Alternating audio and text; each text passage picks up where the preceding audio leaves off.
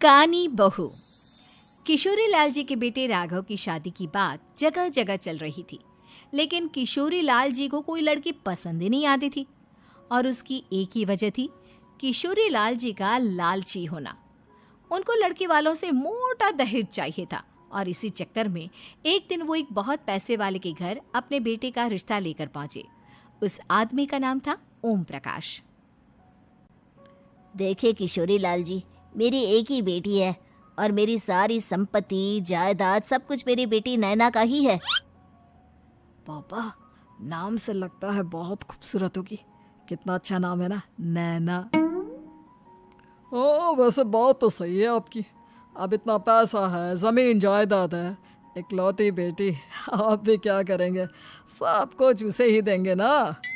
बिल्कुल ठीक पहचाना आपने। बस बेटी की शादी और सारी जायदाद उसके नाम। पापा, बिना देखे हाँ कर दीजिए ना। इतना अच्छा रिश्ता फिर कहाँ मिलेगा? माला माल हो जाएंगे हम। मैं अपनी बेटी को बुलाता हूँ। अरे नहीं नहीं नहीं नहीं, आपकी बेटी का नाम नैना है, सुनकर ही लगता है बहुत सुंदर होगी। रहने दीजिए अंकल, मैं तो आपकी बेटी के नाम से ही इतना खुश हो गया हूँ कि उसे बिना देखे शादी करने को तैयार हूँ। अब तो मैं उसका चेहरा सीधे शादी के बाद ही देखूंगा। और इस तरह राघव नैना का चेहरा नहीं देखता और उससे शादी कर लेता है। शादी के बाद अपनी सुहाग रात पर जब राघव नैना का घूंघट उठाकर देखता है तो नैना की आंखें बंद थी। कितनी खूबसूरत हो तुम नैना, जरा अपनी आंखें खोलकर मेरी तरफ देखो तो सही। नहीं, मुझे शर्म आती है। अरे, मैंने तुम्हें शादी से पहले भी नहीं देखा, और अब अगर तुम आंखें खोलकर मुझे देखोगी भी नहीं तो मुझे अच्छा कैसे लगेगा? इससे पहले कि नैना अपनी आंखें खोलकर राघव की तरफ देखती, अचानक से लाइट चली गई और राघव नैना को पूरी तरह से देख भी नहीं पाया। अगली सुबह नैना राघव के लिए नाश्ता बनाकर लेकर आई। अरे ये क्या, आधा पराठा सेका हुआ है और आधा बिल्कुल कच्चा। ये तुमने क्या किया नैना? बहू, तुमने क्या आधा पराठा तवे से नीचे लटका कर रखा था, जो आधा सेका है और आधा कच्चा? मुझे जितना दिखेगा उतना ही तो सीखूंगी ना पापा जी। जहाँ जहाँ मुझे नजर आ रहा था वहाँ मैंने सीख लिया, और जहाँ जहाँ नहीं दिखा वहाँ कच्चा रह गया होगा। इसका क्या मतलब है? ये कैसा मजाक कर रही है तुम? अरे बहू, तुमने इतना लंबा घूंघट क्यों लगाया हुआ है? देखो, हमारे घर में बहुओं को बेटी की तरह रखा जाता है, और फिर तुम तो इतना सारा माल लेकर आई हो। देखो, ये घूंघट डालकर रखने की कोई ज़रूरत नहीं है। हाँ नैना, पापा जी ठीक कह रहे हैं, तुम तो आराम से रहो, अपना ही घर समझो। नैना अचानक से अपना घूंघट उठा लेती है। अरे ये क्या पापा, नैना की तो एक आंख फूटी हुई है। नाम से नैना, लेकिन ये तो कानी बहू निकली। मेरे साथ धोखा हुआ है, धोखा। बिना दिखाए अपनी कानी लड़की मेरे संग ब्याह दी। मुझे कानी बीवी नहीं चाहिए। मुझे अभी ओम प्रकाश जी से बात करनी पड़ेगी। आखिर उन्होंने मेरे साथ ऐसा किया क्यों? अरे, आप लोगों ने ही तो पापा से कहा था कि आप लोग शादी से पहले मुझे देखना नहीं चाहते। अब मेरे पापा पर क्यों इल्जाम लगा रहे हैं? अरे लेकिन उन्हें बताना तो चाहिए था ना कि तुम कानी हो, एक आंख से तुम्हें दिखाई नहीं देता। किशोरी लाल और राघव नाराज होकर ओम प्रकाश को अपने घर बुलाते हैं। पापा जी, ये आपने क्या किया? शादी से पहले बताया क्यों नहीं कि नैना की आंखों में परेशानी है? अरे, आप ही ने तो लड़की देखने से मना कर दिया था। अरे लेकिन आप बता तो सकते थे। आपको तो हमारी बेटी की प्रॉपर्टी चाहिए थी, वो भी पूरी की पूरी। अब क्या हुआ अगर उसे आधा दिखाई देता है? प्रॉपर्टी तो आपको पूरी मिल गई ना। अरे ये क्या बात हुई? मेरी शादी प्रॉपर्टी से नहीं, आपकी बेटी से हुई है।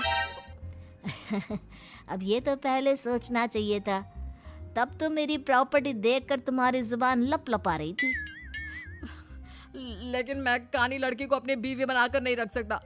पापा, कुछ करिए ना आप। हाँ, करता हूँ। देखिए ओम प्रकाश जी, आप हमारे साथ ऐसा नहीं कर सकते। और तुम देखो, अगर तुमने मेरी बेटी से शादी तोड़ी ना, तो जो भी प्रॉपर्टी मैंने तुम्हें दी है वो तो पूरी की पूरी वापस ले ही लूँगा, और आधी प्रॉपर्टी तुम्हारी भी लूँगा। अरे मेरी आधी प्रॉपर्टी भला क्यों लेंगे आप? इसलिए क्योंकि मेरी बेटी को आधा नजर आता है और उसकी नज़र अभी तक तुम्हारी आधी जायदाद पर ही पड़ी है। अब तुम उसे घर से निकालोगे तो कुछ तो लेकर जाएगी ना। और अगर हम आपकी बेटी को अपने घर की बहू बना कर रखे तो? तो तुम्हारी पूरी प्रॉपर्टी तुम्हारी ही रहेगी, और जो मैंने तुम्हें दिया है ना, उसमें से बस मैं आधा लेकर जाऊंगा। अरे लेकिन अब आप अपनी दी हुई प्रॉपर्टी में से आधी वापस क्यों लेकर जाएंगे? अगर मैं आपकी बेटी को अपनी पत्नी बनाकर रखने को तैयार हूं तो? इसलिए ताकि भविष्य में अगर तुम मेरी बेटी को धोखा दो तो उसके पास कुछ तो रहे जो पति का हो। वैसे मेरे पास तो बहुत कुछ है, लेकिन अपने पति की कोई निशानी तो उसके पास होनी चाहिए ना। अब अगर तुमने मेरी बेटी को कानी कहा तो तुम्हें प्रॉपर्टी भी कानी ही मिलेगी, पूरी नहीं। जमाए राजा। किशोरी लाल और राघव समझ चुके थे कि वो बुरी तरह फंस चुके हैं और अब उनके पास वहां से निकलने का कोई चारा नहीं है। अब समझ में आया ना, लालच बुरी बला होती है। एक तो तुम्हें प्रॉपर्टी मिली, ऊपर से बीवी मिली, उसमें तुम्हें नखरे भी दिखाने हैं। आए बड़े, चुपचाप बैठो दोनों। कुछ दिनों के बाद नैना राघव की कार लेकर बाजार घूमने निकलती है और जब कार लेकर वापस आती है, ये क्या? एक तरफ से मेरी गाड़ी पूरी खराब हो चुकी है। लगता है तुमने मेरी गाड़ी को किसी दूसरी गाड़ी के साथ एक्सीडेंट किया है। अरे अरे कितना बड़ा नुकसान कर दिया तुमने बहू। वो क्या है ना पापा जी, मुझे एक आंख से दिखाई नहीं दे रहा था, सामने से गाड़ी आ रही थी। मुझे तो सिर्फ आधा ही दिखाई दिया और वो गाड़ी मेरी कार से रगड़ते हुए निकल गई। अब मैं क्या करूं बताओ? आप इसे ठीक कराने के पैसे कौन देगा? तुम्हारे पापा। तुमने मुझसे इस तरह से बात की? अभी रुको। नैना राघव की शिकायत ओम प्रकाश को कर देती है। देखो राघव, अब जो मेरी आधी प्रॉपर्टी तुम्हारे पास थी ना, उसमें से आधी और मैं लेकर जाऊंगा, क्योंकि तुमने मेरी बेटी को डांटा। अरे नहीं नहीं पापा जी, गलती हो गई, माफ कर दो। गलती की तो कोई गुंजाइश ही नहीं। अगली बार मेरी बेटी को डांटा तो बची हुई आधी में से आधी और ले जाऊंगा। लालच के चक्कर में हम दोनों ने बहुत बड़ी गलती कर दी बेटा। एक तो तुम्हें कानी बहू मिली और ऊपर से जो माल मिला वो भी काना।